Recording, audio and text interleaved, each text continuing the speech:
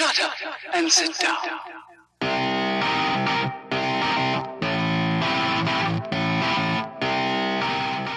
Hello Internet surfers and welcome to the Upthing News, bringing you the best articles of Internet that speak truth to power. On this segment, the headline of journalneo.org from Ulsan Gunnar says, "From Syria to Korea, the rush to crush multipolarism."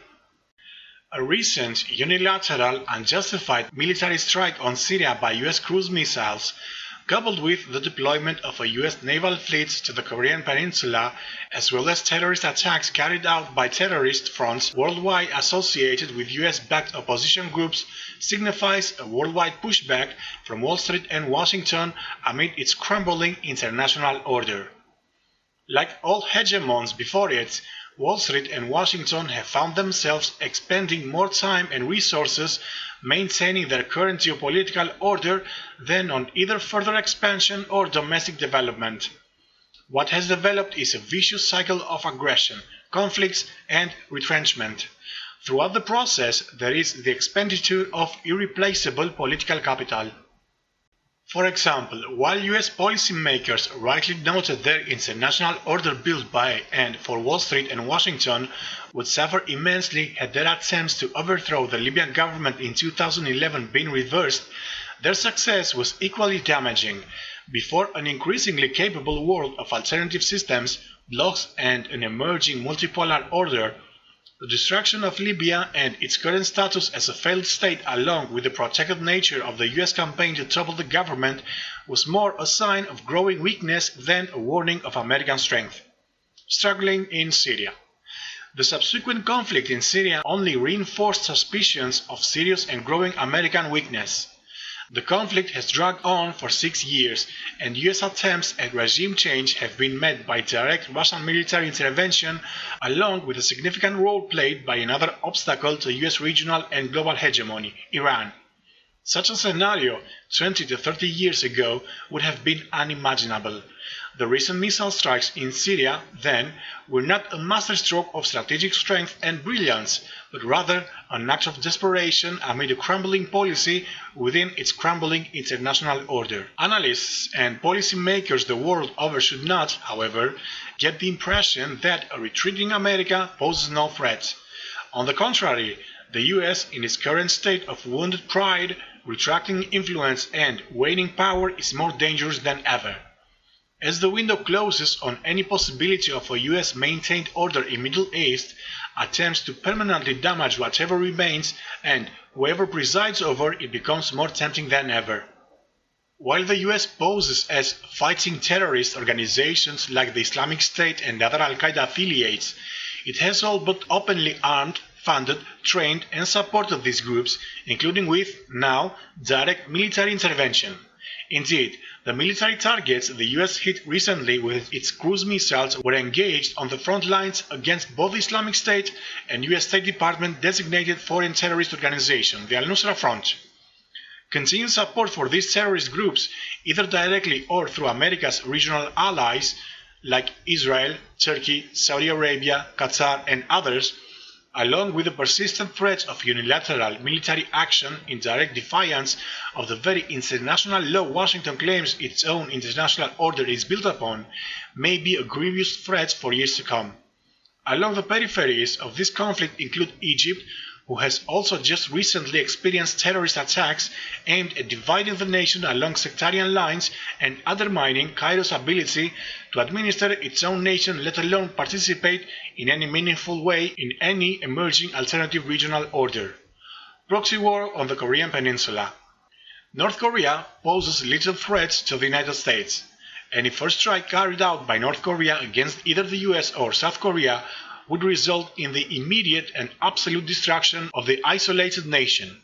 Despite this reality, the United States has purposefully and disingenuously built it up into a national, even global security threat that conveniently requires an ever-increasing military build-up both on the Korean peninsula itself as well as across the rest of East Asia. However, the Korean peninsula is just one of several fronts amid the actual target of US ambitions, China and the ruling political order in Beijing.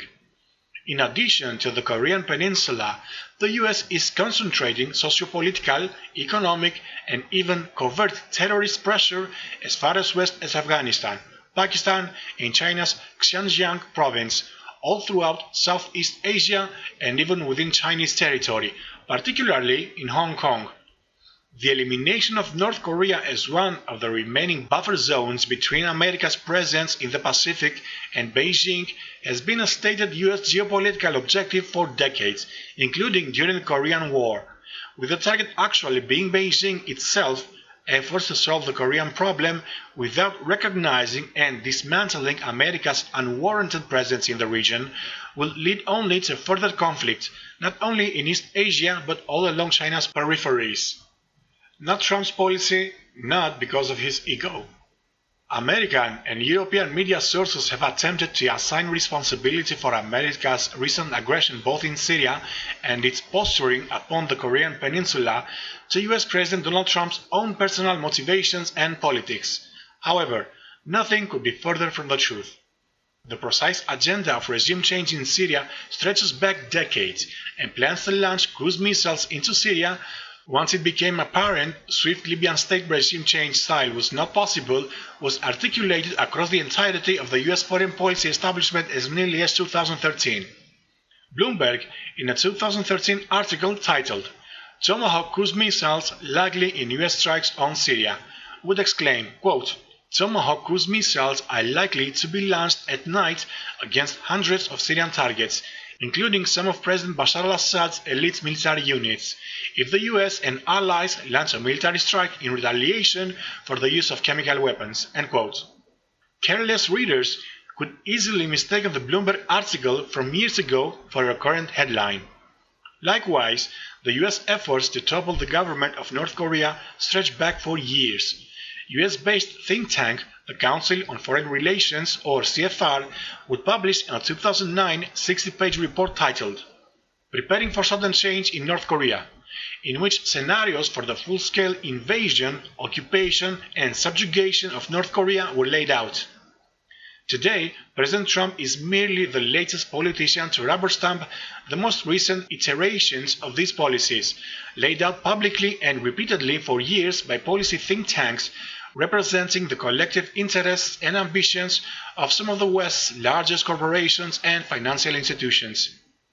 Conversations regarding the so-called deep state have revolved around talk of various bureaucracies and career administrators within the US governments. However, more accurately, all of these, along with elected representatives, fall under a singular and truly gargantuan deep state, one emanating from Wall Street, not offices in Washington. Thus, regardless of various popular narratives circulating across the Western press, US policy now is merely the continuation of a singular agenda pursuing global hegemony. As competing centers of power around the globe emerge and increasingly resist the United States, attempts to sweep these centers of power away increases in both number and desperation. Genuinely responsible leadership in the United States or Europe would recognize the shifting balance of power and seek to maintain equity between nations. Instead, ruling circles of power in the West are attempting to unrealistically reassert hegemony at the risk of triggering catastrophic and destructive war. By doing so, they, at best, are only delaying the inevitable.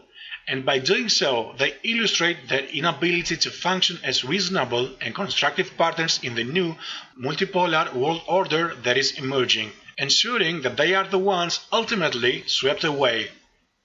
Tell me what you think about the report in the comments. Thank you for watching, and please share, like and subscribe to help us fight back the fake news mainstream media. This is Two Shots signing out.